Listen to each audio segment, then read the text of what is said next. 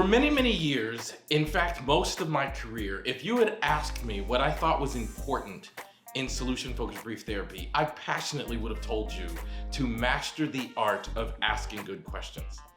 But to be honest with you, something in me has shifted recently, and I no longer believe that. Of course, asking questions is important because this is a questions-based process, and questions are central to what we do. But I no longer believe that the most important skill you can master is the art of asking questions. I now believe that the most important art in solution-focused brief therapy is listening, and listening for evidence of your client's strength, resilience, what Adam Frower would call listening for their greatness.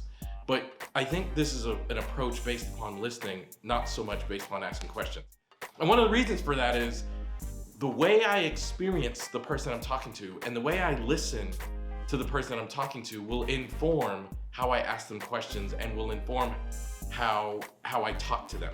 I was doing supervision today with somebody going through one of my courses, and she was explaining how she had a session this past week and working with the client was really, really difficult, and the client was saying, like, I don't get along well with my dad, and my dad's this, my dad's that, and all of these like really horrible, disrespectful ways of describing dad, curse words and all this. And if I experience that child, who is about 14, 15 years old, if I experience that child as like rude and disrespectful, then I'm gonna have a very different way of talking to them. If I experience them as like confident enough to say what's on their mind, then I'm gonna have a very different way of talking to them. Now, I'm not trying to make excuses for them saying, you know, curse words and all the things and sort of thing, but I can say to a client, if I hear that as strength, I can say to my client, it sounds like you're really, really frustrated. And in a minute, we'll talk about like healthy ways to deal with and talk about that frustration. But where did you learn to be able to speak your mind and say how you're feeling? Like, where did you develop the strength to do that?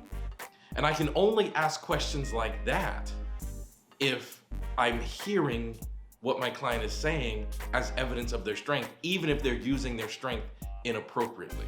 So it's such an important skill that you learn to listen for evidence of your client's strength and greatness, and it is always there. Now, sometimes client strength and greatness shows up in disguise. Sometimes it shows up wearing a different uniform. Sometimes it shows up in a weird way, but it's always there. And in order to do this approach well, you have to train your ears to hear it. Thank you so much for watching this video. I hope you enjoyed it. If you want more videos like this, please subscribe to this channel and make sure you hit the bell so you get notifications. And don't forget to leave a comment. One of my favorite things is interacting with people and learning what they got from the video. So thanks for watching, subscribe, comment, see you soon.